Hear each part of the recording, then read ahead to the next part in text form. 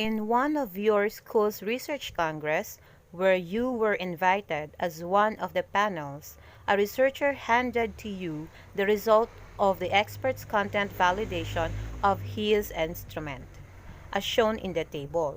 As a school head, what will be your recommendation?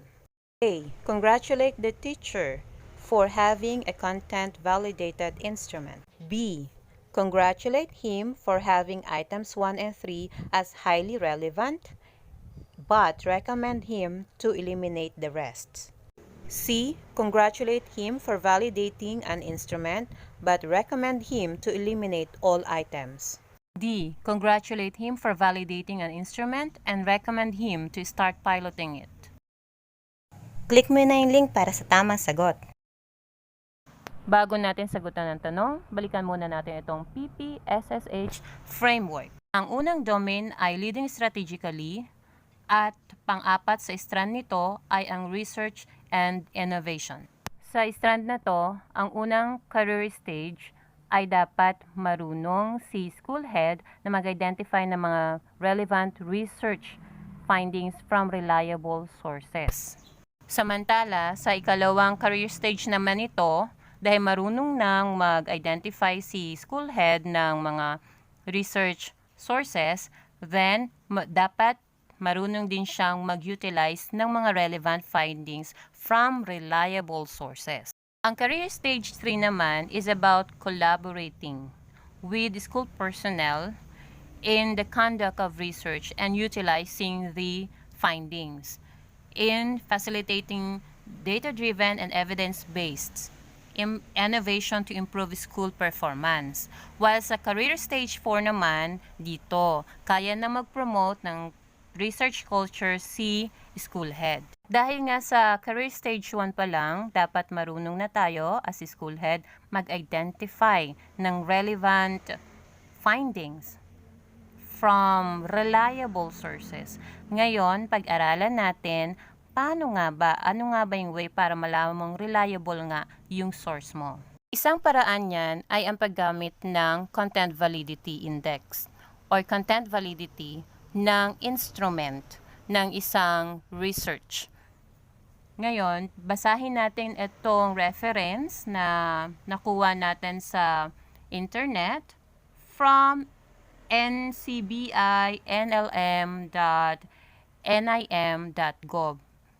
Visit nyo lang tong website na to. Napakarami niyang mga open access na mga references na makakatulong talaga sa inyo at sa atin pag gumagawa tayo ng researches.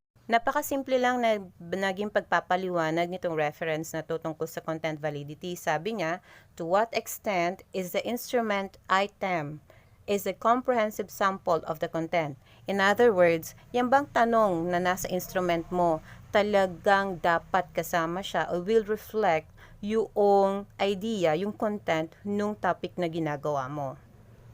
May magpagkakataon kasi na minsan iba yung tanong na nasa instrument at iba naman yung topic na nasa title niya o iba yung research topic niya na hindi mo makita yung connection kung ano yung nasa questionnaire at ano talaga yung tinatakbo ng research niya. So that is the very purpose of conducting a content validity.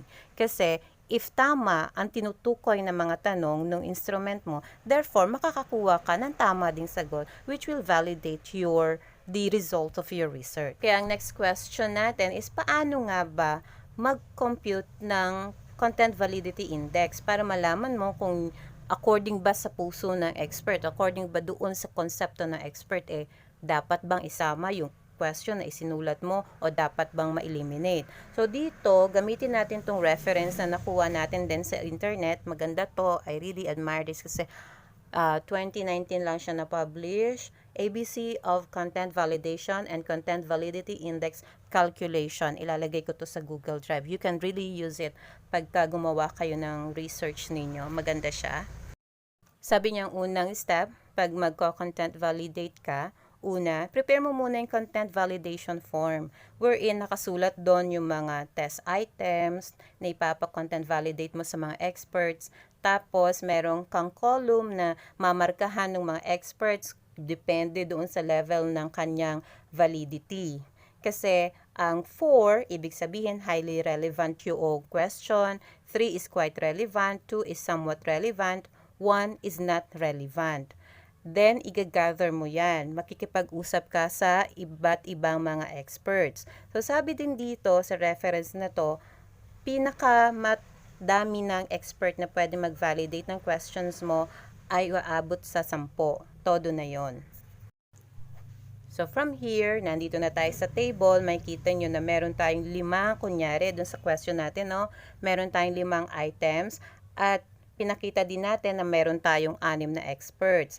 Following yung legend natin na 4, 3, 2, 1, nilagay ng bawat experts yung sa tingin nila, base sa expertise nila, kung ano yung level ng relevance ng bawat item na yan.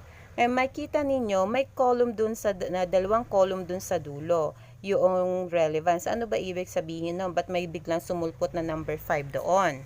Pag nakuha mo na yung judgment ng mga experts mo tungkol sa validity, sa relevance noong bawat items mo, bibilangin mo na ilan ang sa bawat item, ilang expert ang naglagay ng 4 at 3 na score.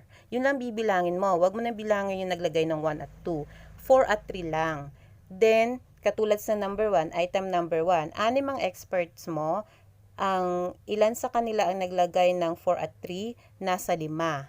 Para makompute mo yung content validity index niyan, yung 5 nagsabi na relevant yan, divided by the total number of your experts, which is 6. So, therefore, ang content validity index ng item number 1 is 0.83.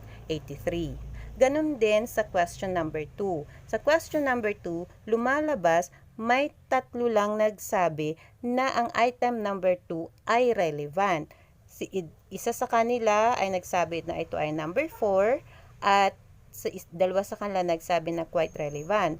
So, yung 3 na nagsabi, yung 3 panels mo, experts mo na nagsabi na relevant siya, giving it a score of 3 at 4, i-divide mo sa 6 na experts, makakuha ka ng 0.50 na content validity index. Ganon din ang gagawin mo dito sa number 3, number 4, at saka sa number 5. Makukuha mo yung content validity index nila. And then from there, babalik na tayo dito sa table na to. Titingnan natin, ilan ba ang ating experts? Meron tayong 6. Sabi dito, pag 6 ang experts mo, ay dapat meron kang content validity index na 0.83 para acceptable yung item na yon. Meaning, relevant talaga siya. Konektado talaga siya doon sa topic na ginagawa mo, sa research na ginagawa mo. So, representative yung item na yon doon sa pinaka-topic ng research mo. So, hindi mo siya tatanggalin. Paano naman yung ibang items? Katulad ng item number 2 na 0.50, yung item number 4 na 0.67, at yung item number 5 na 0.33. Anong gagawin mo dyan? Punta tayo dito sa another reference natin. Makikita natin dito na ito ay pinublish noong December 27. Naliwanag dito na kapag ang content validity index mo is below 0.70, you have to eliminate the item. Following yung nabasa natin sa 2 references, lumalabas na ang pwede mo i-accept na items ay item number 1, yung content validated na items is item number 1 at item number 3. The rest, you have to eliminate them. Mahalagang may knowledge tayo tungkol sa content validity index ng isang instrument, lalo na kung tayo ay gagawa na mga researches natin. Kasi parte yan ng OPCRF natin. At dahil nga ayon dito sa EPSSH framework, importante na marunong tayong kumilatis kung yung mga researches na nakikita natin na open access, lalo na open access sa mga internet, ay karapat-dapat na gamitin natin as references. O baka naman hindi siya tama ang pagkakasulat ng mga researches, medyo hanap na lang tayo ng iba na sa ganun, magiging maganda din yung magiging conclusion at magiging kalabasan ng ating ginagawang researches. Kaya ang sagot sa ating tanong ay letter B.